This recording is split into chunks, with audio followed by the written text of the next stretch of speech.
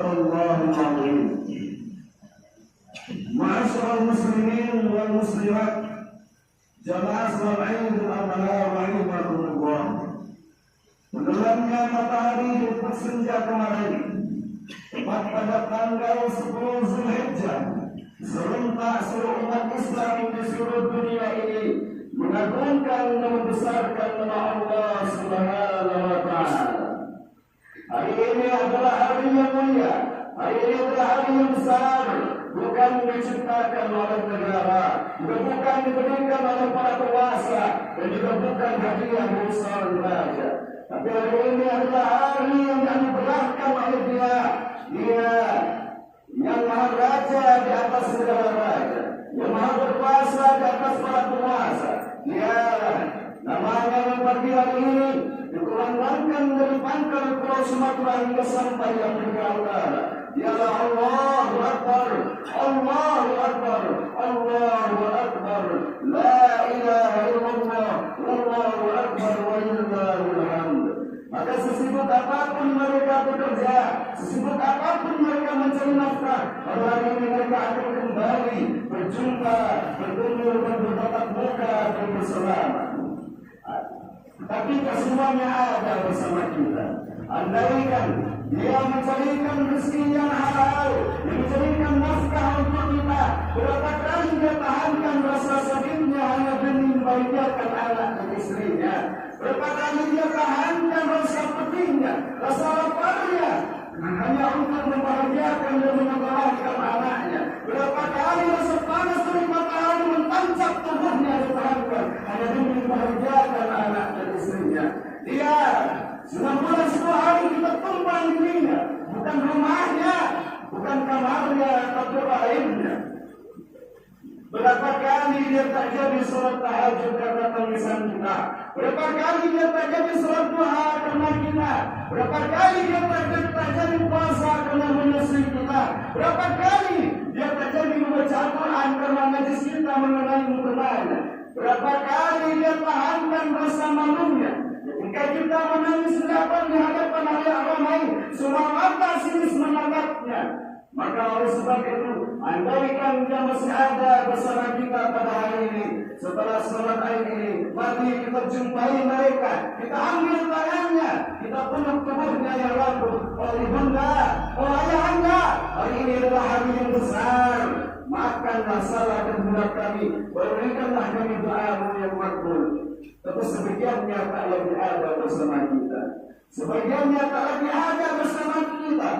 Wajahnya masih teringat di mata, senyumnya masih tampak di pelupuk mata. Apa yang tak berucapkan, mereka kepada Rabbi firli waliwalidayya warhamhuma kama rabbayani shaghira. Tiada yang keluar dari mulut seorang insan beriman melainkan Allah maghfirlahum warhamhum wa'afihim wa'fa'anhum. Ma'asyiral muslimin wal muslimat, jemaah salat Id al-Adha rahimakumullah. Hari ini terus berulang setiap tahunnya. Paling tidaknya ada beberapa perkara penting yang harus disampaikan pada hari ini. Bahwa peristiwa besar pada hari ini tidak lepas daripada perjalanan hidupnya Khalilullah Nabi Ibrahim alaihissalam yang tidak pernah lepas dari ujian dan cobaan. Ujian pertama menghadapi seorang ayah yang tidak beriman kepada Allah Subhanahu wa Ta'ala. Bagaimana kisahnya diabadikan dalam Al-Quran. Wa idh qala Ibrahim li abihi Azar. Ingatlah ketika Ibrahim berkata kepada ayahnya Azar, ya abati, wahai ayahku, atattakhidhu asnaman alihah. Kenapa engkau menyembah berhala? Kenapa engkau menyembah berhala? Tapi jawabannya diterima oleh Ibrahim tidaklah selembut kata-kata. Ayahnya berkata kasar, la illam tantahi, kalau kau tak berhenti menceramaiku Ibrahim, la illam tantahi, kalau kau tak berhenti mengatakan Tuhanku sesat, la illam tantahi, kalau kau tak berhenti mengatakan agamaku agama sesat, la arjumannaka, akan berajam engkau, la arjumannaka, akan melempar engkau pada batu santai Nabi, wahjurni maliya, tinggalkanlah diriku sendiri. Marahkah Ibrahim alaihissalam? Apakah Ibrahim alaihissalam marah? Ternyata tidak. Hal tersebut dibalas oleh Ibrahim alaihissalam keselamatan atas nurhai ayahku. Sa'astaghfiruka Rabbi, akan memohonkan ampun kepada Allah Subhanahu wa taala untukmu. Innahu kana bi hafidha. Dan aku tahu Allah dekat denganku. Dan aku tahu Allah Maha Pengampun dari segala dosa hamba. Ma'asyiral muslimin wa muslimat jemaah salat Idul Adha rahimakumullah. Bagaimana dengan kita hari ini? Ternyata berbeda agama tidak memutuskan tali silaturahim seorang anak dan ibunya. Asma, ibunya musyrik, berjumpa dengannya, ya Rasulullah. Ummi qadimat wa hiya raghibah. Ya Rasulullah, mak saya, ibu saya ingin berjumpa dengan saya. Apa kata Nabi sallallahu alaihi wasallam? Apakah Nabi melarang? Ternyata tidak. Nabi sallallahu alaihi wasallam menjawab sendiri, sambunglah silaturahimmu ya Asma. Afa'atiha, bolehkah aku memberikan hadiah makanan sebagai kenang-kenangan? Nabi sallallahu alaihi wasallam menjawab, berikanlah Asma. Begitulah Islam memuliakan kedua orang tua. Maka tak heran kita bila mertua amal Allah mengatakan wa in jahadaka, jika mereka memaksamu ala an tusyrika bihi, untuk menyekutukan aku, untuk membelalkan aku, fala tuti'huma, maka jangan ikut ajaran, jangan ikut perintah keduanya. Tapi ayat ini ditutup dengan kelembutan. Wasahibhuma fid dunya ma'rufa, maka bergaulah dengannya di dunia dengan pergaulan yang baik. Oleh karenanya, di pagi hari ini sebelum berangkat sholat ini, coba lihat diri kita. Sudahkah kita tadi pagi memenuhi kedua orang tua kita? Sudahkah kita mengambil tangan kedua orang tua kita? Wa qadha rabbuka alla ta'budu illa iyyah wa bil walidayni ihsana. Apa yang kita sembah? Allah Subhanahu wa taala. Setelah Allah Subhanahu wa taala, langsung Allah mengatakan wa bil walidayni ihsana, dan kedua orang tua. Imma yablughannaka 'indaka al-kibara ahaduhuma aw kilahuma fala taqul lahumā uff wa la tanharhumā wa qul lahumā qawlan karīmā. Dan ketika keduanya sudah beranjak umurnya, salah satu dari keduanya beranjak umurnya, sudah tua umurnya, fala taqul lahumā uff, bahkan mengatakan pun tidak diperkenankan oleh Islam. Wala tanharhumā, dengan itu bentak keduanya, wa qul lahumā qawlan karīmā, berbicara dengan keduanya perkataan yang mulia. Pagi ini sudahkah kita memenuhi kedua orang tua kita? Orang tua kita tidak butuh harta kita. Orang tua kita tidak butuh jabatanmu. Orang tuamu tidak butuh hartamu. Orang tuamu tidak butuh kemuliaanmu. Tapi dia butuhkan anaknya menjumpainya. Sudahkah anda terbuat dirinya? Sudahkah anda temui ke rumahnya, atau ambil tangannya, atau cium tangannya? Kalau belum, setelah selesai sholat ini, mari kita temui kedua orang tua kita. Mari kita jumpai mereka. Tak ada satupun manusia di dunia ini yang bahagia hidupnya, yang sukses hidupnya, yang berhasil hidupnya, melainkan daripada keridhaan dan doa kedua orang tua. Ridha Allah fi ridhal walidain, ridhonya Allah dalam ridhonya orang tua. Wa sakhat Allah fi sakhatil walidain, dan murkanya Allah dalam murkanya orang tua. Allahu Akbar, Allahu Akbar, Allahu Akbar, walillahil hamd. Selesaikah cobaan itu? Ternyata cobaan datang silih berganti.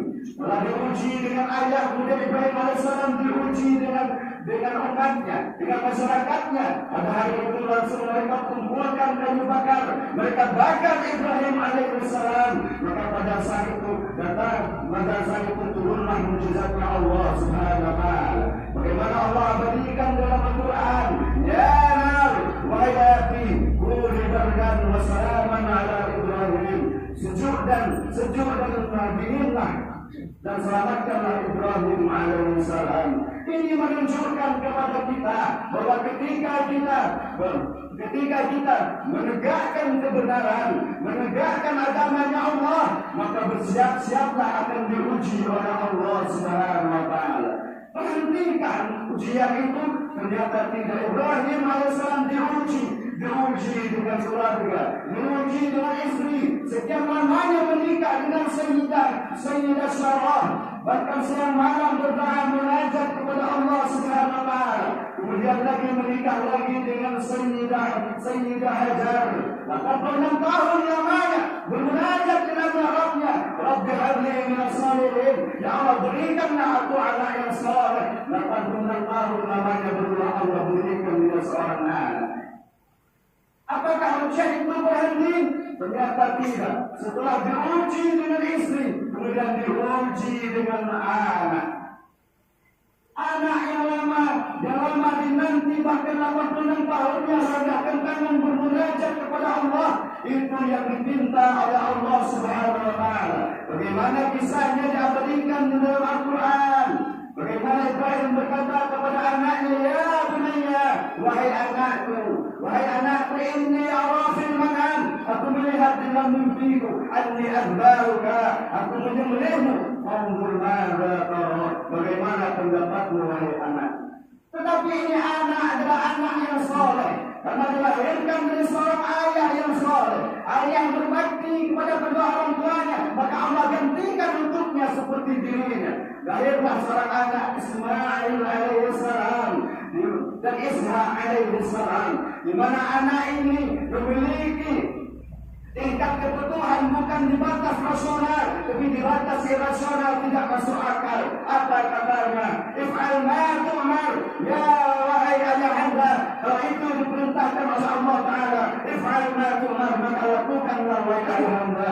Satajiduni insyaallah minas sabirin, satajiduni insyaallah minas sabirin, adalah aku adalah seorang yang sabar. Begitulah anak yang soleh dilahirkan dari ayah yang soleh dan ibu yang soleh. Pada hari ini kita yang berkorban pada hari ini tidak ada seperti pengorbanannya Ibrahim alaihissalam. Allah tidak minta demi Ibrahim walaupun Allah tahu panggilnya banyak. Allah tidak minta untuk Ibrahim walaupun Allah tahu hartanya banyak. Tapi yang Allah minta, apa yang paling Ibrahim sayangi, apa yang paling Ibrahim cintai.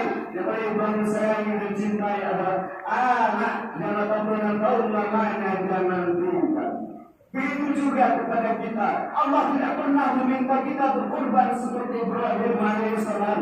Allah tidak pernah minta anak kita. Allah tidak pernah minta suami kita. Allah tidak pernah minta istri kita. Tapi Allah minta adalah kita berkorban, mengeluarkan sebagian harta kita untuk menegakkan syiar agama Allah Subhanahu wa taala. Pada hari ini kita sanggup berkorban. Pada hari ini kita sanggup berkorban seekor kambing, seekor lembu, seekor sapi. Tapi bagaimanakah setelah salat Idul Adha ini, apakah kita sanggup melakukan pengorbanan? Masih sanggupkah kita meramaikan masjid kita seperti pada pagi hari ini? Masih sanggupkah kita mengeluarkan harta kita bersedekah pada kesempatan yang lain dalam melakukan zakat, infak, sedekah? Masyaallah muslimin, jemaah muslimat, jemaah salat Idul Adha rahimakumullah. Bagi mereka yang bersedekah, maka Allah bahkan malaikat akan berdoa untuknya. Allahumma munfiqan khalaqa. Ya Allah, mudahkanlah rezekinya, tambahkanlah rezekinya, tambahkanlah hartanya, berkahilah harta. Tapi ingat, bagi mereka yang pelit, bagi mereka yang kikir, bagi mereka tidak mau mengeluarkan hartanya dalam agama Allah, bagi mereka tidak mau mengeluarkan hartanya dalam berzakat, maka malaikat pun akan berdoa padanya, Allahumma munfiqan khalaqa. Ya Allah, hancurkan hartanya, habiskan hartanya. Hancur hartamu bukan berarti miskin hidupmu, hancur hartamu bukan berarti berkurang kekayaanmu, tetapi keberkahannya dijabut oleh Allah Subhanahu wa taala. Harta yang banyak tidak mendatangkan ketenangan di dalam rumah tangga. Harta yang banyak tidak melahirkan anak yang saleh yang beribadah kepada Allah Subhanahu wa taala. Allahu akbar, Allahu akbar, Allahu akbar, walillahil hamd. Ma'asyiral muslimin wal muslimat, jemaah salat Idul Adha rahimakumullah.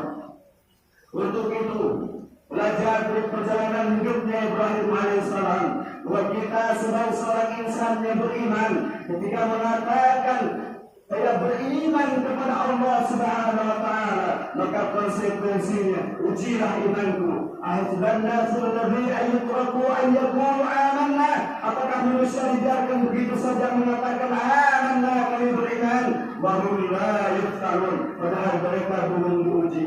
Wa lanabluwannakum bi syai'in minal khawfi wal ju' wa naqsin minal amwali wal anfusi was samarat wa basyirus sabirin alladzina idza asabatuhum musibah qalu inna lillahi wa inna ilaihi raji'un. Kita pasti akan diuji oleh Allah Subhanahu wa taala. Kita pasti akan diuji oleh Allah Subhanahu wa taala. Tetapi mereka yang mendapatkan kabar gembira akan mereka yang ketika diuji oleh Allah Subhanahu wa taala keluar dari lisannya inna lillahi wa inna ilaihi raji'un. Di pagi ini kita bertakbir